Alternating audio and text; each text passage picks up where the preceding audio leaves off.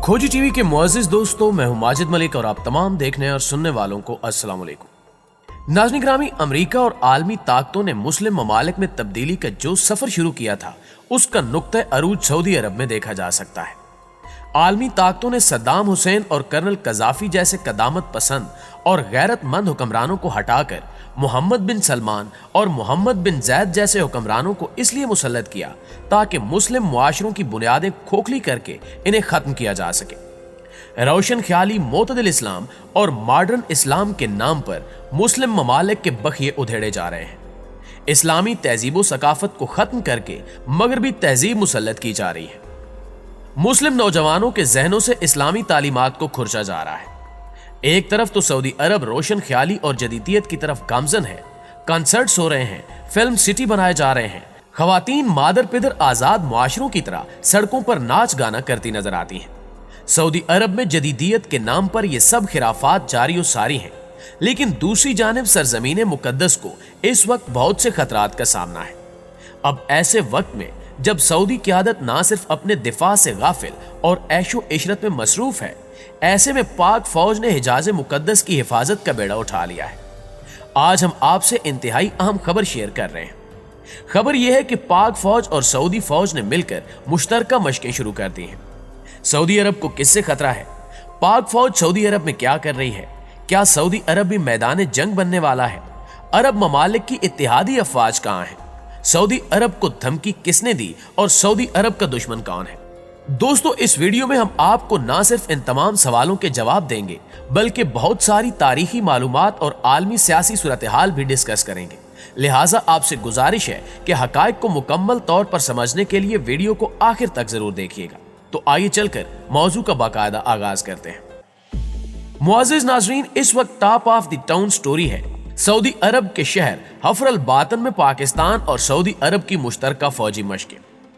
हफर अल बातिन के king Khalid military city में इस वक्त दोनों ममालिक की अफवाज जमा है, जिसकी वीडियो भी जारी कर दी गई है। दोनों ममालिक की अफवाज ऐसी मशकें कर रही हैं जो IED ऑपरेशन से मुताल्लिक होंगी, यानी बारूदी मवाद को नाकारा बनाना, छुपाई गई बारूदी सुरंगों का सुराग लगाना, खुदकुश हमलों को रोकना, रास्तों की तलाश, मकाम को क्लियर करना, गाड़ी को क्लियर करना, धमाका खेज मवाद को ले जाना और बाज दूसरी मशकें भी शामिल हैं। पाकिस्तान और सऊदी अरब के दरमियान अलकसा सीरीज के तहत मशकों का ये तीसरा राउंड है, जिनका मकसद EOD के ज़िमन में महारत को बढ़ाने समेत IED से निमटने के लिए बेहतरीन तरीक़ेकार की मशकें करना है। दोस्तों, अब हम आपको बताते हैं कि सऊदी अरब का दुश्मन कौन है और क्यों बड़े पैमाने पर फौजी मशकें की जा रही हैं। दरअसल पिछले कुछ दिनों से सऊदी अरब से कुछ अच्छी खबरें नहीं आ रही। रवां माह के शुरू में सऊदी दारुल हुकूमत रियाज पर मिसाइल हमले की कोशिश की गई, जिसे सऊदी फोर्सेस ने बर वक्त एक्शन लेते हुए नाकाम बना दिया। सऊदी फौज ने दावा किया था कि मिसाइल को दिफाई निजाम ने फिजा में ही तबाह कर दिया था। यह हमला सरजमीन मुकद्दस पर एक बार फिर यमन से किया गया था, जहां सऊदी हुकूमत की क़यादत में अरब ममालिक की इत्तेहादी अफवाज, जिनकी क़यादत पाक फौज के साबिक सालार आला जनरल राहील शरीफ कर रहे हैं, वो हौसी बागियों से लड़ाई में मसरूफ है। जनवरी 2015 में हौसियों ने यमनी दारुल हुकूमत सना पर यलगार करके शहर के साथ साथ सदारती महल पर भी कब्जा कर लिया था। यमन की अबूरी हुकूमत के सरबरा Abdul Rabbi Mansour Hadi Saudi security forces की मदद से फरार होकर अदन चले गए थे। इसके बाद हौसियों ने सऊदी सरहद पर वाक़े यमनी सूबे महराब की तरफ पेशकदमी की तो सऊदी हुकूमत भी हरकत में आई और हौसियों के खिलाफ कार्रवाई शुरू कर दी।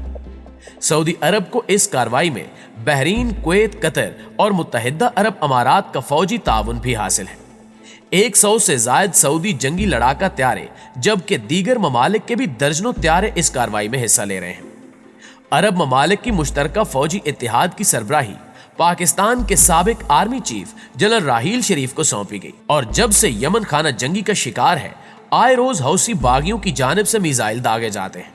और अब खबरें ये भी आई थी कि बागियों ने मकामात मुकद्दसा पर कब्जे का मंसूबा भी तैयार किया था, लेकिन पाकिस्तान की जानिब से शटअप कॉल के बाद इसे फिलहाल मनसूख कर दिया गया है। दोस्तों, अब हम आते हैं सबसे अहम बात की जानिब, जो हमने शुरू में की थी कि सऊदी अरब को आखिर किससे खतरा है।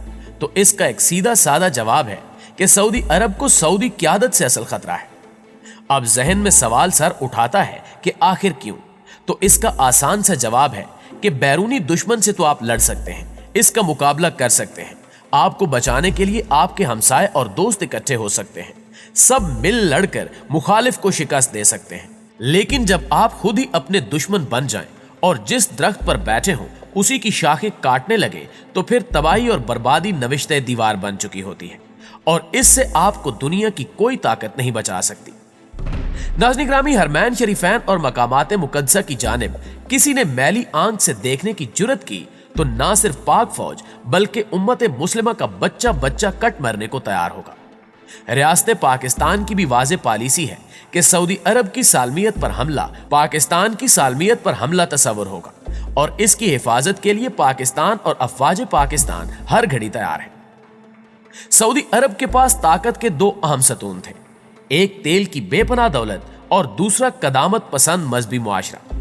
اب جدید دور میں یہ دونوں ستون ختم ہو رہے ہیں۔ ایک ستون یعنی تیل قدرت کی طرف سے ختم ہو رہا ہے، جبکہ دوسرے کو سعودی حکمران اپنے ہاتھوں سے گرا رہے ہیں۔ جہاں تک محمد بن سلمان کے وین 2030 کا تعلق ہے تو وہ تیل سے انحصار ختم کرنا چاہتے ہیں اور ملک کی معیشت کی بہتری کے نام پر یہ سب اقدامات کر رہے ہیں۔ آغا شورش کاشمیری نے شاید ایسے ہی موقع کے لیے کہا تھا کہ سرمایہ داری رزق چھینتی ہے لیکن سوشلزم رازق چھینتا ہے۔ اخلاق جتنا پست ہوتا چلا جاتا ہے، مہنگائی اتنی بلند ہوتی چلی جاتی ہے۔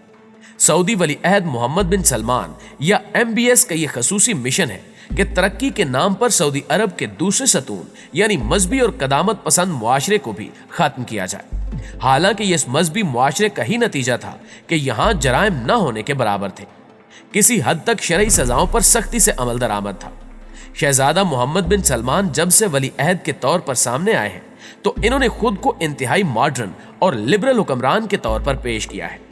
شہزادہ محمد بن سلمان نے جہاں پچھلے حکمرانوں کی نسبت سب سے زیادہ سیاسی قوت حاصل کی، وہیں انہوں نے سعودی ریاست میں مذہبی تشخص ختم کرنے کا بیڑا بھی اٹھایا۔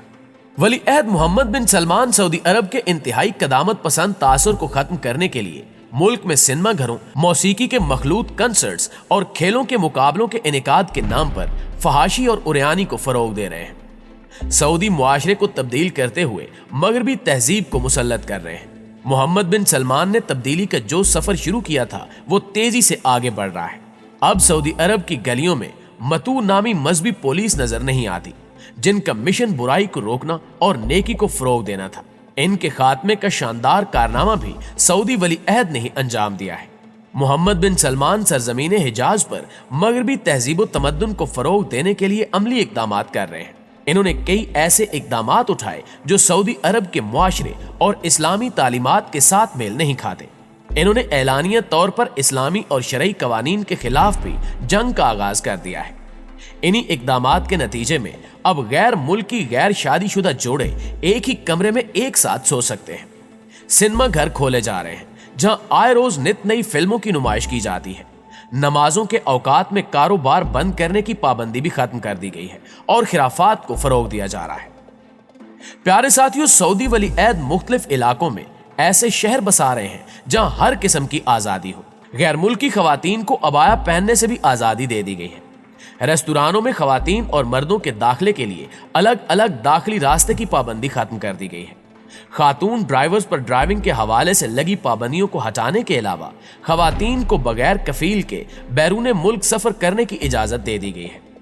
کرونا کے دوران حج و عمرے پر پابندی عائد کی گئی جو اب تک مکمل طور پر بحال نہیں ہو سکی، مگر اس دوران تفریح کے نام پر ہزاروں افراد کے اجتماع منعقد کیے جا رہے ہیں۔ ایک سازش کے تحت حج اور عمرے کو مشکل بنایا جا رہا ہے، لوگوں کو حرمین سے دور کرنے کی منصوبہ بندی کی جا رہی ہے۔ یہ محمد بن سلمان کی پالیسیوں کا نتیجہ ہے کہ سعودی عالم اور سابق امام کعبہ عادل الکلبانی نے مساجد میں جنسی تفریق کو بیماری سے تشبیہ دی ہے۔ عادل الکلبانی جیسے لوگ ایک طرف جوئے اور تاش سینٹرز کے افتتاح کر رہے ہیں تو دوسری طرف فلموں میں جلوہ گر ہو رہے ہیں۔ ملک میں سنیما گھروں پر عائد پابندی ختم ہونے کے بعد سعودی عرب نے حال ہی میں اپنے پہلے فلم فیسٹیول کی میزبانی کی ہے۔ دارالحکومت ریاض میں ریاض سیزن 2021 کا انعقاد کیا گیا، جس کے افتتاحی کنسرٹ میں امریکی ریپر پٹ بل نے پرفارم کیا۔ آرٹس اینڈ کلچر فیسٹیول آئندہ 3 ماہ تک جاری رہے گا۔ गुज़श्ता जुमे को रियाज में बॉलीवुड स्टार सलमान खान और बैनुल अक़वामी मारूफ गुलकार जस्टिन बीबर के कंसर्ट हुए। सलमान खान के इस टूर को दबंग टूर का नाम दिया गया था। सलमान खान के अलावा इनके साथ बॉलीवुड फिल्म स्टार शिल्पा शेट्टी, जैकुलिन फर्नांडिस और दीगर साथी फनकार भी जलवागर हुए। इस मेगा इवेंट में 80,000 सऊदी मर्दो खवातीन झूमते नजर आए। सलमान खान ने सऊदी अरब में फिल्मों की शूटिंग करने की ख्वाहिश का इजहार किया है, जिसकी यकीनी तौर पर इन्हें इजाजत भी दे दी जाएगी।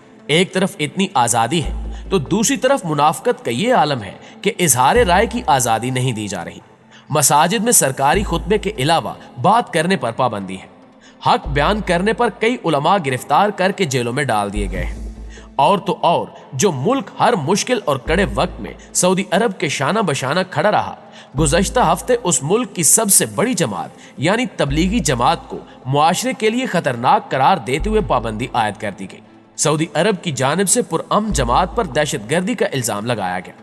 जदीदियत, रोशन ख्याली और लिबरलिज्म के नाम पर सऊदी क़यादत के साथ वो कुछ होना है कि कौवा चला हंस की चाल अपनी भी भूल गया कि ना वो मुआशरा कदामत पसंद रह सकेगा और ना ही रोशन ख्याल बन सकेगा। सऊदी अरब को चूंकि आलम इस्लाम में मरकजी हैसियत हासिल है, अगर इस मरकज की बुनियादें हिलाई जाएंगी तो पूरे आलम इस्लाम को तकलीफ होगी। सऊदी अरब से हमारा ईमान का रिश्ता है और ये रिश्ता आले सऊद की वजह से नहीं है। मोहम्मद बिन सलमान अगर तब्दीली के सफर पर चल ही पड़े हैं तो हिम्मत करें। जहां इन्होंने इतना कुछ बदला है वहां ये कलमे वाले झंडे को भी बदल दें ताकि मुसलमान इनसे धोखा ना खाएं। सऊदी क़यादत के पास अब भी वक्त है कि वो सबक सीख ले, वरना तारीख का सबक सबसे ज्यादा बेरहम होता है। और ये भी एक सबक ही है कि आज तक तारीख से किसी ने भी सबक नहीं सीखा।